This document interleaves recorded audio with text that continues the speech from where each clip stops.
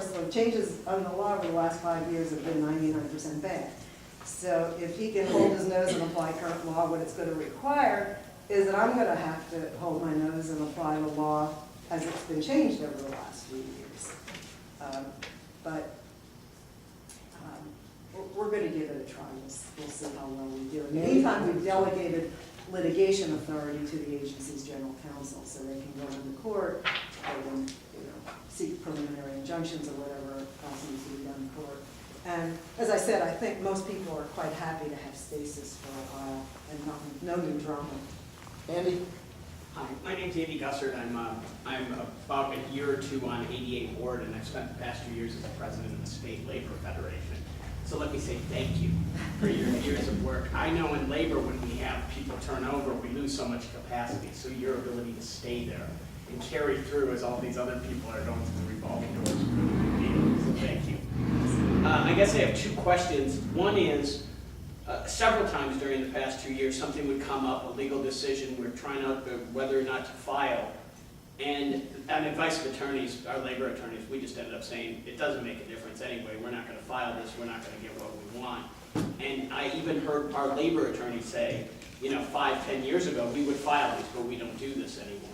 I'd like to hear if you think it makes sense from the perspective of labor or other groups to actually be filing these to get them in the queue, or if there's a cumulative effect that, this is exactly what they want, and we should, and we're playing into it. The second question is, I would love to hear your thoughts on what advocacy groups in the past generally have been able to do to be helpful, outside of maybe just the appointments, like making sure they're being in favor against appointments. What other things can groups do to be helpful? Okay, to address your first question, I guess I kind of have a stubborn attachment to this law, and maybe it's just my age, but I hate the thought that people will give up on this law. The system itself is not the best. It's cumbersome. The delays in the process are clearly a problem. But I would hate for labor in particular to give up on the law. There's a whole separate question of labor not wanting to go near the board's representation in election procedures. But in terms of filing cases in general, first of all, I think we're all hopeful that there may be a change in the administration. So in that sense, it wouldn't hurt to get cases in the pipeline. About 95% of the cases filed with our regional offices around the country end up being settled. So only about 5% actually come to the board itself for decision, and that's always been the case. That's not recent. So, it's conceivable that if you have some real live dispute, that you'll get some kind of resolution, even if it's a negotiated resolution. That you won't necessarily make law, but it will be settled along the way. So I hate to give up on this system. I know a lot of lawyers have. They think it's just a waste of time. They're clearly pursuing other litigation strategies and other kind of corporate campaign strategies and things like that.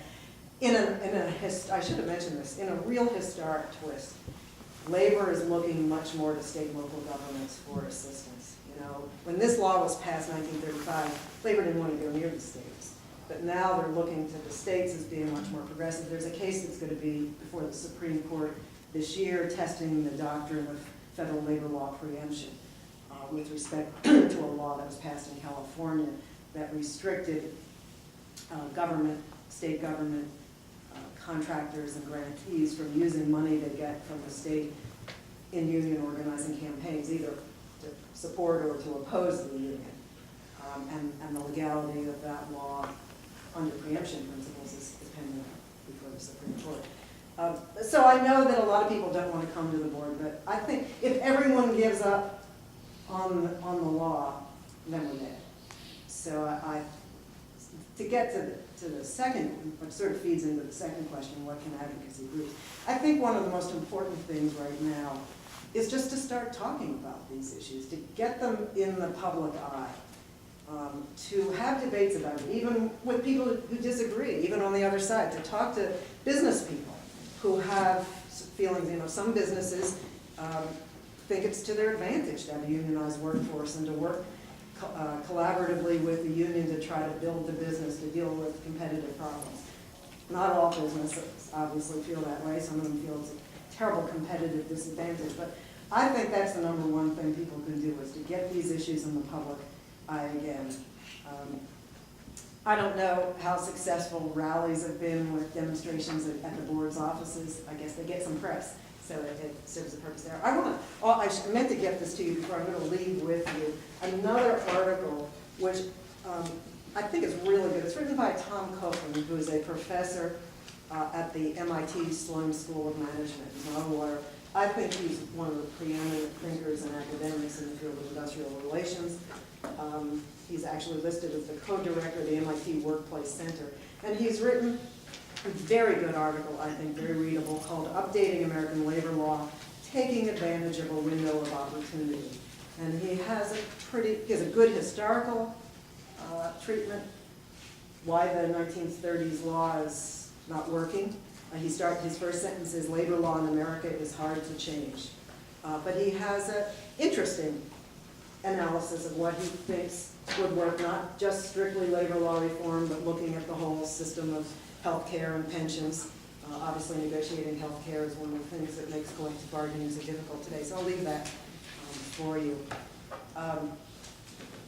In terms of advocacy groups, obviously, if the Democrats win, there's going to be a window of opportunity for labor law reform. Again, I'm not going to get into the specifics of that, but I think there will be a window of opportunity. It needs to be done. I agree with Professor Hogan. It needs to be done very quickly, and you need to be ready with all the arguments. And so I think the powerful argument is that the principles behind this law, namely the freedom of association, the right to engage in collective bargaining, are pretty fundamental to a democracy.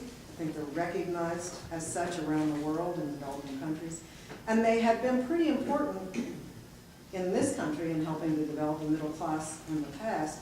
And it's hard really to imagine any institution like collective bargaining, like the trade union movement, that is able to work, to be as effective in trying to combat what I call the randomness of fortune of democratic capitalism. So I think you need to articulate a message and then get the discussion going. David, and then Jim had a question and Martha. Go ahead, David.